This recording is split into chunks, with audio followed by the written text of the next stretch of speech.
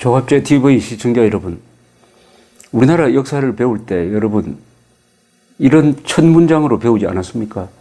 한국은 수많은 외침에 시달리면서도 민족적 정체성을 지켜나간 자랑스러운 나라이고 평화를 사랑하는 나라이다. 그러면서 외침을 받은 횟수를 600 몇 회라고 이렇게 기록하곤 했습니다. 요새는 조금 달라진 것 같습니다만 우리나라가 600 몇 회 외침을 받았다는 이 통계가 어디서 나왔는지 저는 좀 의심이 들어요. 왜구가 어떤 마을을 공격한 것까지 다 외침으로 계산한 게 아니냐. 어떻게 보면 파출소 습격 사건까지 외침으로 계산하면 600번이 나올지 모르지만은 한국은 세계에서 전투가 그 횟수가 가장 적었던 나라입니다. 그러니까 한국 사람들은 전쟁이 적어서므로 전쟁의 본질에 대해서 잘 모르고 그러다 보니까 평화는 무조건 좋고 전쟁은 무조건 나쁘다. 이게 더 나가면은 어떤 전쟁도 평화보다 더 좋을 수는 없다. 심지어 어떤 더러운 평화도 어떤 정의로운 전쟁보다도 낫다. 이런 평화지성주의, 무조건적 평화주의로 나가고 그러다 보면은 논리적 귀결이 파탄나는 수가 있습니다. 그렇다면 6.25 때 김일성이 남침했을 때 평화를 위해서 항복했어야 된단 말이냐. 이런 질문에 대답을 못하게 되는 거죠. 그래서 이 전쟁은 무조건 나쁘고 전쟁은 무조건 문명을 파괴하고 평화는 무조건 좋은 것이고 문명을 발전시킨다 하는 이런 역사에 대한 도그마입니다. 이 검증되지 않는 이 도그마를 정리해야 우리는 역사를 제대로 맑은 눈으로 볼 수가 있습니다. 세계사에 큰 법칙이 하나 있습니다. 산업화와 민주화에 성공한 나라는 지도층이 군인이나 기사였던 또는 무사였던 나라였다. 문민 통치가 오래간 나라치고 산업화와 민주화에 성공한 나라는 없다. 민주주의는 칼집에서 나왔다 하는 것을 알 수가 있습니다. 이 전쟁을 유럽에서 얼마나 많이 했느냐 하는 것을 제가 지금부터 좀 설명을 드리겠습니다. 이 유럽에서 전쟁을 제일 많이 한 나라를 제가 통계를 내보니까 프랑스입니다. 왜냐? 프랑스는 국경을 많이 여러 나라하고 맞대고 있어요. 프랑스가 국경을 맞대고 있는 나라가 서쪽으로는 스페인이죠. 그 다음에 동쪽으로 가면은 거기에 벨기에, 옛날에는 네덜란드, 요사이는 독일, 남쪽으로 내려가면 이탈리아가 있습니다. 이 국경이 많으면은 자연적으로 전쟁이 많이 생깁니다. 전쟁은 국가와 국가 사이에 일어납니다. 유럽에서 전쟁이 많은 이유는 유럽의 나라가 한 30개 나라가 되니까 국경을 서로 맞대고 있으니까 전쟁을 많이 하게 되는 것이죠. 이런 이야기가 있습니다. No war, no nation state, no revolution, no democracy. 전쟁이 없으면 국민국가가 만들어지지 않고 혁명이 없으면 민주주의가 만들어지지 않는다. 이런 말이 있습니다. 국가는 전쟁을 하는 조직입니다. 그 중에서 하나 대표적 전쟁 국가인 영국과 프랑스의 관계를 한번 보겠습니다. 그 전에 건 생략하고 1066년부터 시작하면은 이 프랑스의 노르망디 지방에 있던 바이킹의 후예들, 이 노르만 군사들이 이 사람들은 이미 프랑스어를 하는 프랑스 문화에 젖어 있었던 사람들입니다. 윌리엄 공의 지휘를 받고 잉글랜드로 쳐들어가서 잉글랜드를 점령합니다. 그러면서 노르만 왕조를 열게 됩니다. 이 노르망디가 점령한 잉글랜드가 법치를 정착시키고 무역을 장려하고 하는 통에 국가가 아주 충실하게 됩니다. 이 노르만 전사들은 어딜 가든지 법치 정착, 실용주의 정책 쓰고 성과 교회를 많이 만듭니다. 로마네스크 양식을 이 사람들이 영국에 확산시켰습니다. 그런데 이 사람들은 잉글랜드도 점령하고 고향인 노르망디도 차지하고 있으니까 욕심이 생겼습니다. 그래서 노르만디를 더 확장시켜서 이제는 프랑스까지 먹어버리자 하는 쪽으로 국가의 방향이 진행되다가 드디어 100년 전쟁이 일어납니다. 백년 전쟁은 1337년부터 1353년 사이에 있었죠. 백년 전쟁 하면은 한국 사람들이 교과서에서 중학교 교과서 때부터 배우고 잔다르크라는 이름이 자동적으로 나옵니다. 영불 전쟁이라고 하기보다는 잉글랜드와 프랑스의 대결이죠. 지금 영국에는 잉글랜드, 웨일스, 아일랜드, 스코틀랜드 이런 여러 나라가 이렇게 분산되어 있었는데 그 중에 주도권을 가졌던 나라는 잉글랜드입니다. 자, 잉글랜드는 프랑스를 치게 되는데 그 목적은 프랑스에 이미 노르만디 지역에 자기들의 근거지가 있었습니다. 노르만디, 그 아주 살기 좋고 대평원인 여기서 저 확장을 해가지고 그 옆에 있는 포도주로 유명한 보르도 지방, 그걸 아키텐 지방이라고 그러는데요. 아키텐 지방까지 점령을 하고 해서 프랑스를 점점 코너로 몰게 됩니다. 한때는 프랑스 왕 밑에서 하나의 공국으로 있었던 이 노르만 세력이 잉글랜드를 점령한 다음에는 잉글랜드의 부를 밑받침으로 해가지고 프랑스를 먹으려고 합니다. 그러나 그 당시의 인구는 프랑스가 잉글랜드보다 한 5배 더 많았습니다. 다만 동원력이 강한 이 잉글랜드 군대는 특히 긴 활을 쓰는 부대를 만들고 해서 여러 전투에서 이 중무장한 프랑스 군과 결전을 해서 압도적 다수의 프랑스 군을 연속으로 무찌르면서 나중에 어떻게 되느냐 하면은 프랑스가 왕이 완전히 도망자 신세가 되어버립니다. 그러다가 보니까 부르고뉴, 보르도 이쪽 지역의 프랑스 사람들이 영국 편으로 넘어가 버리고 해서 파리도 빼앗깁니다. 1430년. 영국 왕 헨리 6세는 파리의 노텔담 성당에서 프랑스 왕으로서 즉위식을 갖게 됩니다. 프랑스 왕을 인정하지 않고 자기가 프랑스 왕이다. 이래 돼버립니다. 이때 나타난 사람이, 혜성과 나타난 사람이 소녀 잔다크였습니다. 이 잔다크의 지휘하에 프랑스 군대가 반격을 개시해가지고 샤를르 7세가 프랑스 왕위를 되찾게 됩니다. 그런데 이 잔다크는 이렇게 하는 과정에서 또 시기 질투의 대상이 됩니다. 그런 가운데서 잔다크가 이 잉글랜드 군과 동맹한 부르고뉴 지방, 부르고뉴 군의 포로가 됐습니다. 부르고뉴 군이 잔다크를 영국군에 넘겨버립니다. 돈 받고 팔아버렸어요. 영국군은 잔다크를 또 누구한테 넘기느냐? 프랑스 측에 넘깁니다. 그래서 프랑스 측이 종교재판을 해가지고 잔다크를 화형에 처하게 되는 것입니다. 잔다크는 영국군 손에 죽지 않았습니다. 프랑스의 종교재판에 걸려서 죽었습니다. 마녀라고 했습니다. 마녀. 권력투쟁이 일어나니까 이렇게 피와 구분이 안 되는 가운데서 잔다크가 희생되었습니다. 그러나 잔다크의 영향으로 결국은 100년 끌던 전쟁이 그렇게 밀리던 프랑스가 이제는 힘을 합치고 그러다 보니까 국력이 워낙 강하니까 영국군을 몰아내는데 1453년 보르도 부근의 아키텐에서 프랑스군이 최종적으로 승리함으로써 영불, 잉글랜드, 프랑스 100년 전쟁은 프랑스의 승리로 끝났습니다. 이렇게 함으로써 영국과 프랑스가 국경이 이제 정리가 됩니다. 영국이 프랑스 땅에 대한 이제 욕심을 버리게 되는 것이죠. 그게 1453년의 일입니다. 우리가 보르도 지방에 가면은 그 영국의 영향이 많이 남아 있습니다. 거기 보르도 하면은 세계 포도주 산업의 총본산이라고 볼 수 있는데 그 포도주 산업을 일으킨 사람이 영국 그 지방 보르도 지방을 한 300년 동안 지배했던 영국 사람들이었습니다. 자, 이 100년 전쟁이 끝나도 영국과 프랑스는 그 숙적 관계가 변하지 않습니다.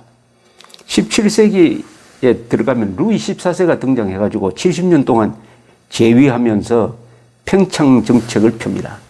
프랑스가 유럽의 패권 국가가 되려고 하니까 영국은 반 프랑스 동맹을 맺어가지고 이 루이 14세의 프랑스를 계속 견제를 하게 되는 것이죠. 이 영국과 프랑스의 전쟁은 유럽에만 머물지 않았습니다. 북미 대륙에서도 특히 미국을 중심으로 또 인도에서도 식민지 쟁탈전을 벌립니다. 이 세계적 전쟁으로 확대가 됩니다. 인도에서도 프랑스가 영국군한테 지고, 북미에서도, 특히 미국에서도 프랑스가 영국군에 지고, 이 유럽 본토에서도 루이 14세 말년에 가면은 프랑스가 군비 지출을 너무 많이 해가지고 경제가 망가질 지경에 도달합니다. 실질적으로 프랑스의 왕조가 파탄나는 것은 그 한 90년 뒤인, 그 한 70년 뒤인 1889년 대혁명 때, 1789년 대혁명 때입니다. 그 파탄의 씨앗이 루이 14세 때 너무 전쟁을 많이 한 것 관계가 있습니다. 한편 프랑스 대혁명이 일어나기 직전에 프랑스는 아주 중요한 전략을 하나 씁니다. 미국에서 워싱턴이 지휘하는 이 아메리카 이 식민지 현주민들이 독립전쟁을 일으킵니다. 영국을 상대로. 이때 프랑스는 해군을 동원해가지고 독립군 편을 듭니다. 미국 독립군 편을 들어요. 프랑스 해군이 결정적 역할을 합니다. 프랑스 해군이 워싱턴을 돕는 결정적 역할을 해가지고 결국은 미국 독립전쟁에서 미국이 이겨서 독립을 선언하게 됩니다. 이것은 영국에 대한 프랑스의 보복이었습니다. 그 다음에 영국과 프랑스 사이에는 나폴레옹 전쟁이 시작되는 거죠. 나폴레옹이 프랑스 대혁명의 열기를 조직화해가지고 국민군을 만들고, 이 국민군으로서 유럽에서 이 왕군을 무찌르면서 한 15년 동안 유럽 전체가 전쟁판이 됩니다. 이때 끝까지 프랑스 군대를 반대하는 진영에 섰던 나라가 영국입니다. 영국은 프러시아와도 손잡고, 합스부르크와도 손잡고, 나중엔 러시아와 손잡고, 나중엔 스페인과 손잡으면서 곳곳에서 이 나폴레옹 군대를 견제를 합니다. 1805년에는 트라팔가 해전에서 스페인, 프랑스 연합함대를 넬슨의 지도에 의해서 무찌르고, 이렇게 해서 드디어 1815년 6월 18일 워털루 전투에서 영국의 웰링턴 장군이 지휘하는 부대가 나폴레옹을 이기게 됨으로써 16년간 계속된 나폴레옹 시대를 끝장냅니다. 요게 마지막으로 영국과 프랑스가 싸운 전투입니다. 1815년의 워털루 전투 이후에는 영국과 프랑스가 싸우지 않습니다. 동맹국이 되어버립니다. 왜냐? 유럽에서 독일이 프러시아죠. 프러시아가 부상하기 시작했습니다. 영국은 전통적으로 유럽에서 패권 국가가 등장하는 것을 막으려다 보니까 과거의 숙적인 프랑스가 이제는 혼자 힘으로 프러시아를 견제할 수 없으니까 영국과 프랑스가 동맹관계가 됩니다. 과거의 적이 친구가 되죠. 이렇게 해서 프러시아가 또 독일을 통일한 다음에는 독일을 견제하는 동맹국이 영국, 프랑스, 그 다음에 러시아를 끼우면 영국, 프랑스, 러시아 동맹이 되는 것입니다. 이 판도가 1차 세계대전으로 가는 것이죠. 2차 세계대전 때도 영국, 프랑스는 동맹국이었습니다.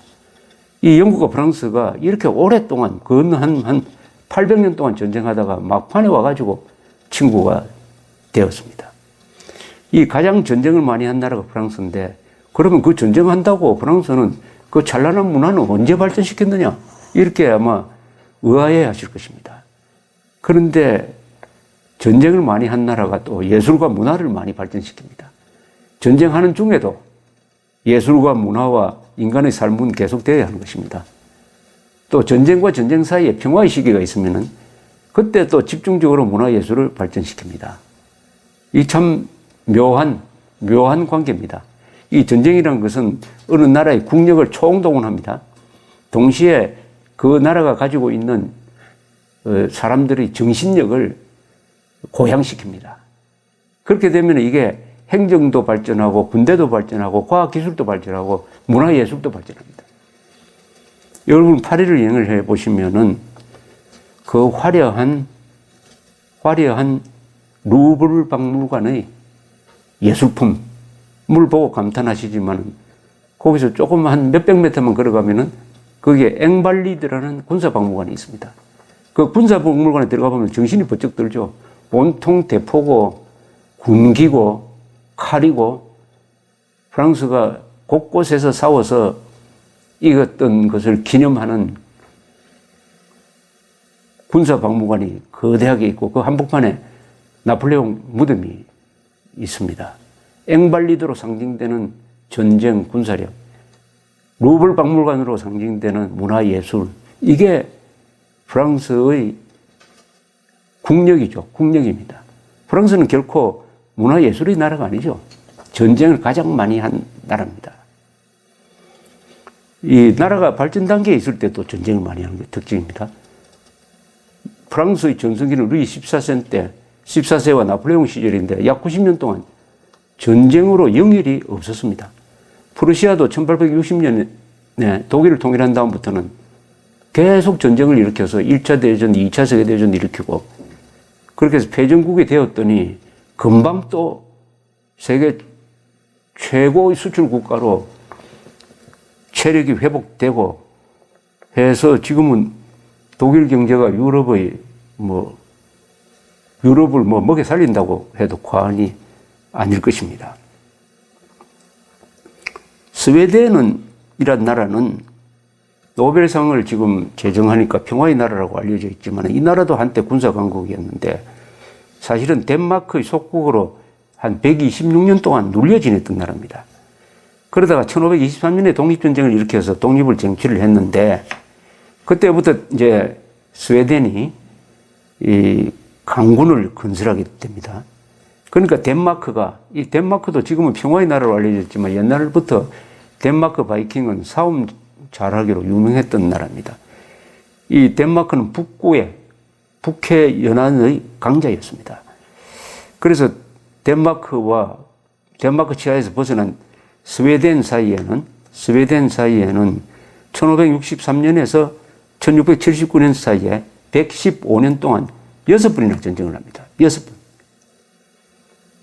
1657년에는 덴마크가 스웨덴을 공격하고 스웨덴은 반격에 나서가지고 코펜하겐을 2년간 포위하기도 합니다.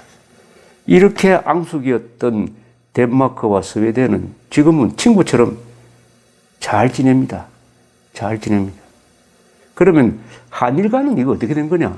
한국과 일본 사이에는 오히려 전쟁이 적었던 나라입니다. 한국과 일본 사이에 있었던 전쟁이라고 하면 삼국시대 때 일본이 가끔 백제 가야를 도와서 보냈습니다. 그래서 신라하고 주로 싸웠어요. 마지막으로 서기 663년에 일본군이 약 3만 명, 400척에다가 3만 명을 태워서 백제 부흥운동을 지원하기 위해서 보냈다가 신라 당나라 연합군에 의해서 전멸되어 버렸습니다. 그 뒤에는 일본과 제대로 된 전쟁이 없었다가 한 600년이 흘러가지고 1270년대에 두 차례 몽골 고려 연합군이 일본을 쳤습니다. 둘 다 실패했습니다. 그걸 전쟁이라 보기는 힘들고 막 전투라고 봐야 되지 않을까 생각이 듭니다. 그때는 고려가 일본을 쳤습니다. 그 다음에 언제 본격적인 전쟁은 1592년이죠. 1592년이니까 한 300년이 흘렀습니다. 1592년에 임진왜란이 났습니다. 일본군이 침략자가 되었지만은 조선은 외교를 잘해가지고 명나라 도움을 받고 이순신 수군이 지키고 의병이 일어나서 결국은 왜군을 몰아냈습니다. 임진왜란은 조선이 이긴 전쟁입니다. 그 다음에 지금까지 전쟁은 없죠. 우리 식민지 통치는 전쟁을 하지 않고 고종 순종이 항복한 경우니까 이건 전쟁이라고는 볼 수가 없습니다. 그렇다면 본격적인 전쟁은 임진왜란, 몽골의 일본 침략, 그 다음에 삼국시대 전쟁 3차례밖에 없습니다. 이것은 영국과 프랑스에 비교하면 10분의 1도 안 됩니다. 전쟁이 적었던 나라입니다. 한국과 일본은. 그런데도 한국과 일본 사이에 과거사 문제로 이렇게 서로 한이 맺혀가지고 외교 문제에 여러 장애가 생기는 바람에 우리가 공동으로 대처해야 할 북한의 핵위협에 대해서 한일 간에 협력이 잘 안 되는 게 이게 문제인데, 이게 전쟁을 많이 하면서 친해진 나라가 있습니다.